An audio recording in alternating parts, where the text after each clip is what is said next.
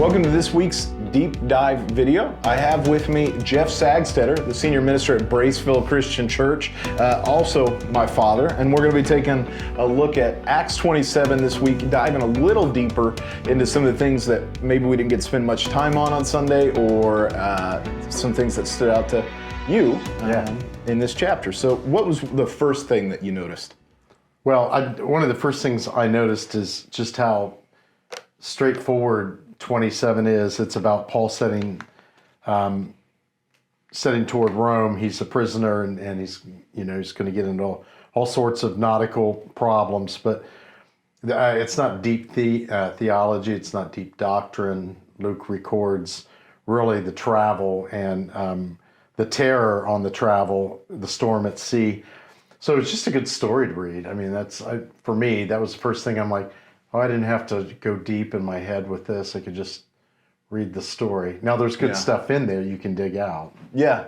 I think that's one of the things that has changed for me a lot in the past 10, 15 years even. I was always trying to break every part of a text down in Scripture.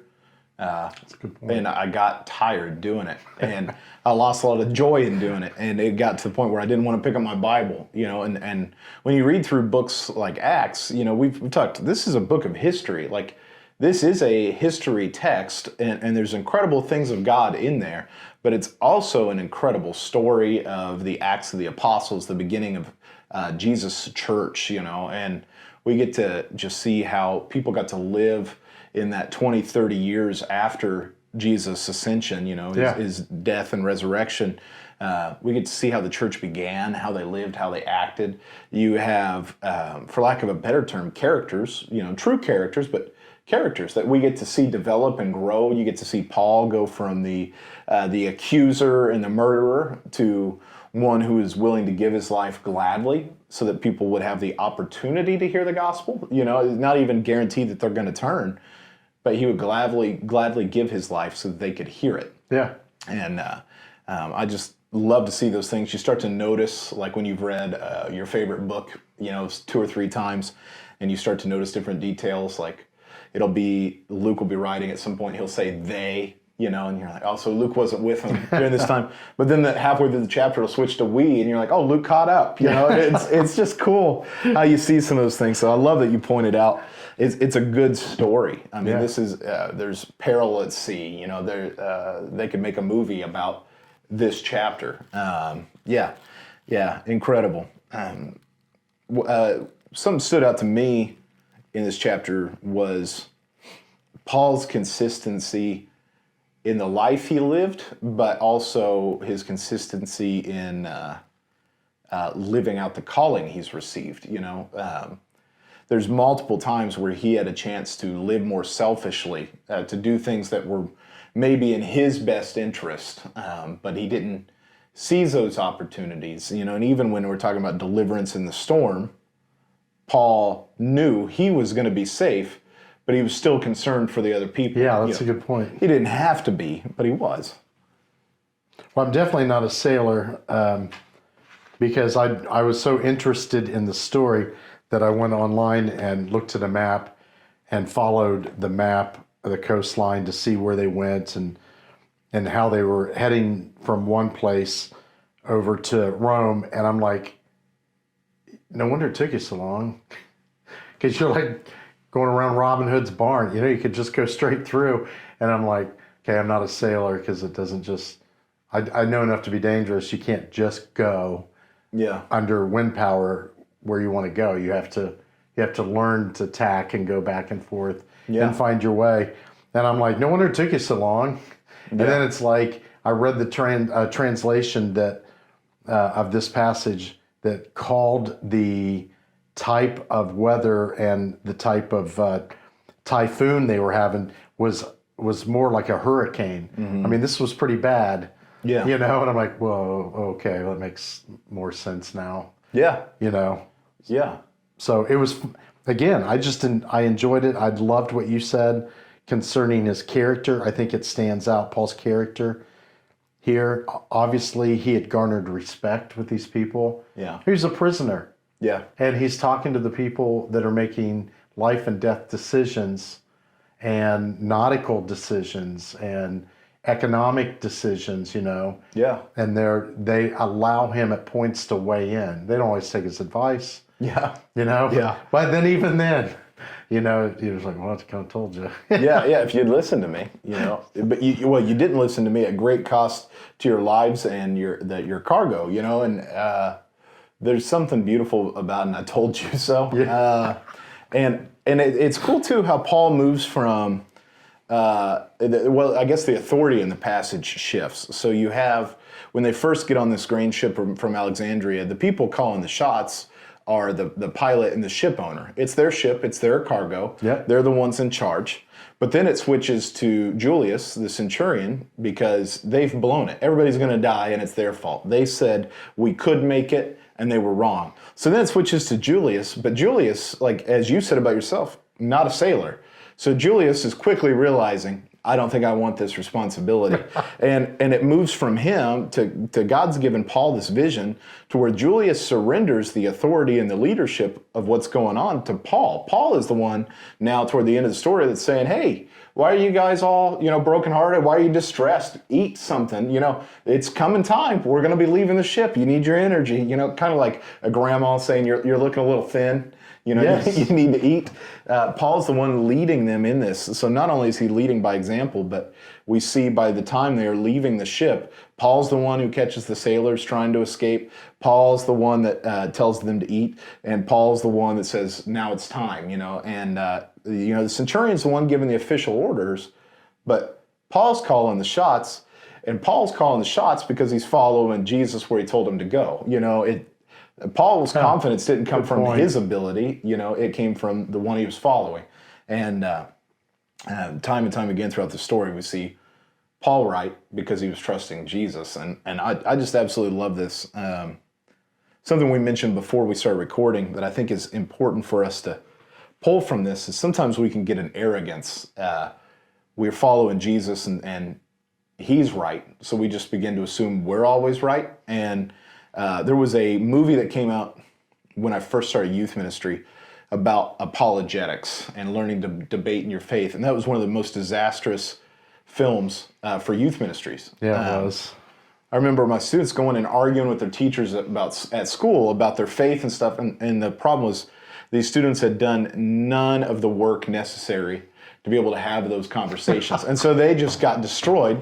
And what was meant to be uplifting in their faith was destructive. They were so set up and they failed so spectacularly that several of them left the faith completely. There was no winning them back. There was no recovering it. They were shown where they were fools and they thought God to be a fool because of it. And I think we can read these examples and think just because we're living good, godly lives that we have the same equipping that Paul had.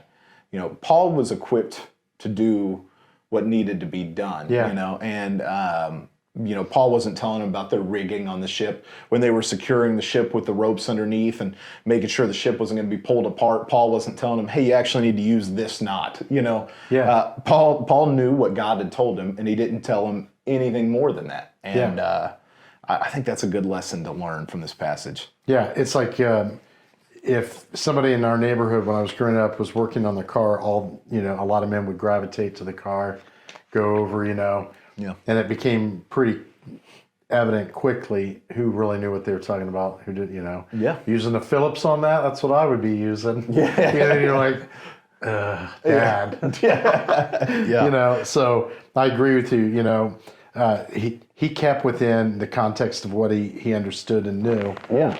And by doing so, it really helped because he was more confident in what he was saying to be correct. Mm-hmm.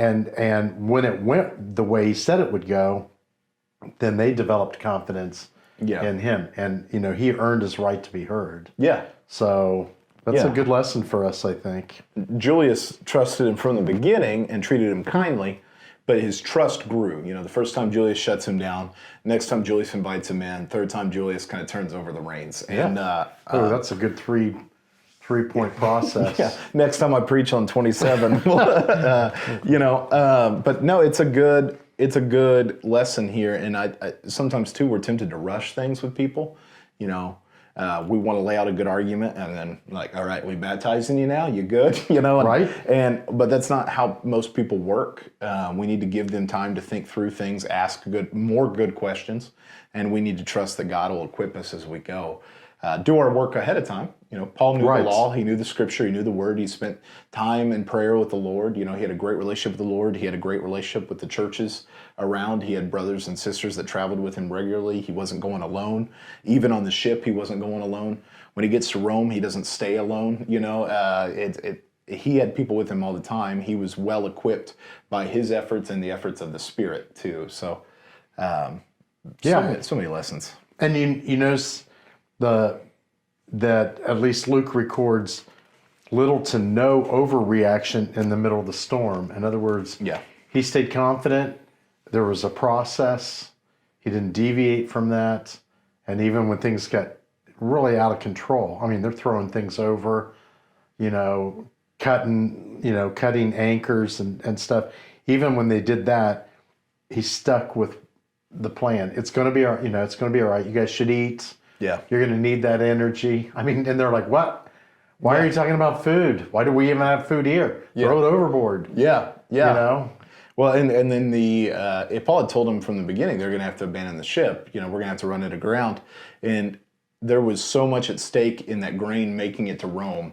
I'm sure just hearing that, the ship owner and the captain were immediately dismissive, you know.